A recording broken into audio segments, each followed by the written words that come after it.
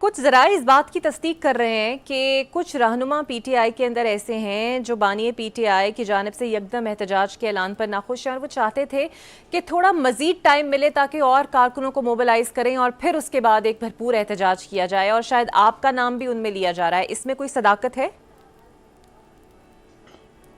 یہ سراسر جھوٹ ہے۔ میں نے تو احتجاج کے لیے 1 سال سے نعرے لگا رہا ہوں، اور میں تو سمجھتا تھا اور سمجھتا ہوں کہ احتجاج ہی واحد حل ہے خان کی رہائی کا، اور یہ تو کافی دیر سے احتجاج کی کال، حتمی احتجاج کی کال یہ 6 ماہ قبل ہونی چاہیے تھی، لیکن دیر آیت درست آیت جو ہیں اب، اور پارٹی میں ایسے کوئی گروہ نہیں ہے، کوئی ایسا فرد نہیں ہے جو خان کی رہائی کو مزید تاخیر کا شکار کرنا چاہتا ہو، تو لہٰذا یہ صرف اور صرف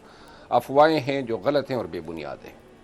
بالکل ٹھیک۔ جب ہم ملک گیر اور بین الاقوامی احتجاج کی بات کرتے ہیں تو آپ کو یاد ہی ہوگا نون لیگ کی کچھ قیادت اس وقت ملک سے باہر موجود ہے، اور خواجہ آصف کے اوپر جو جملے کسے گئے، یا خود مریم بی بی یا میاں صاحب کے اوپر جو نعرے کسے گئے پی ٹی آئی فالوورز کی جانب سے، اس پر وہ پی ٹی آئی کی تربیت اور کارکنوں کی تربیت پر خاصا بھڑکے بھی ہیں اور ناراض بھی ہوئے ہیں۔ اس پر آپ کیا کہیں گے کہ یہ بہتر ہے کہ اس طرح کا رویہ کارکنوں کی جانب سے نہ اختیار کیا جائے؟ میں تو اس پہ بار بار کہہ چکا ہوں، خواجہ آصف صاحب پہ جو حملہ ہوا ہے یا جو ان کو گالیاں دی گئی ہیں، اس کی میں مذمت کرتا ہوں، اور یہ اس کو پاکستان تحریک انصاف کی تربیت سے آپ نے جو بات کہی ہے،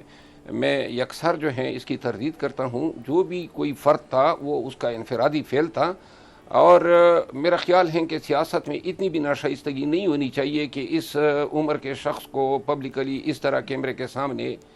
گالیاں دی جائے یا ان پہ اٹیک کیا جائے، چاہے وہ ہمارا کتنا ہی سیاسی مخالف کیوں نہ ہو۔ جہاں تک میاں صاحب اور مریم بی بی کا تعلق ہے، میرا خیال نہیں ہے کہ ان کے حوالے سے کوئی گال گلوچ ہوا ہے، البتہ احتجاج لوگوں نے کیا ہے۔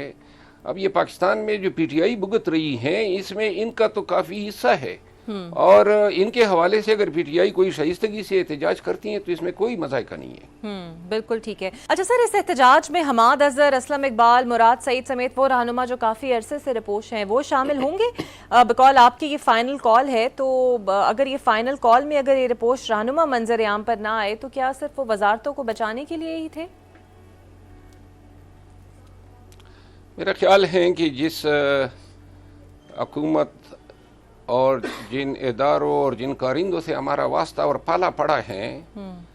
ان سے یہ بعید نہیں ہے کہ جو 3 پی ٹی آئی کے لیڈرز کے نام آپ نے لیے، ان کو کوئی جانی نقصان ملے،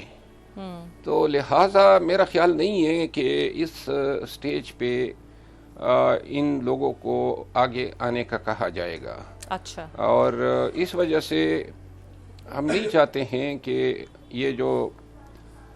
لیڈرز ہیں یہ کوئی تشدد یا کوئی انتہائی پیچیدہ یا سنجیدہ صورتحال سے ان کو گزرنا پڑے، جو ماضی میں اور حال تاحال جو پی ٹی آئی کے ساتھ رویہ جاری ہے۔ تو میرا خیال یہ ہے، کبھی امید یہ ہے کہ یہ لیڈرز جو ہیں منظر عام پہ نہیں آئیں گے۔ بالکل صحیح۔ افضل مروت صاحب، آپ بھی جانتے ہیں، ایک مشہور کہانی سے واقف ہوں گے، شیر آیا شیر آیا۔ اب صورتحال کچھ یہ ہے کہ کئی دفعہ احتجاج کی کال دے دی جاتی ہے، جلسہ کر لیا جاتا ہے، لیکن پھر اگلے اس کے اوپر تاریخ کے اوپر بات ڈال دی جاتی ہے، یعنی تاریخ پہ تاریخ دے دی جاتی ہے۔ آپ کو نہیں لگتا یہ بات پی ٹی آئی ورکرز کا morale ڈاؤن کرتی ہے؟ شیر آیا کا محاورہ تو تبھی درست ہوتا کہ اس سے پہلے kبھی ہم نے کہا ہو کہ یہ حتمی احتجاج ہیں یا فائنل ہیں، یا اس کے لیے جو ہیں پوری طرح تیار ہو کے نکلنا ہے، اور جو بھی پیش آئے گا بھگتیں گے۔ پہلے تو ہم نے جلسے کیے ہیں، ماں سوائے لاسٹ ڈی چوک کے احتجاج کے، باقی تو جتنے بھی ہیں وہ تو صرف 1 روزہ جلسے ہوا کرتے تھے، اور ڈی چوک میں احتجاج تھا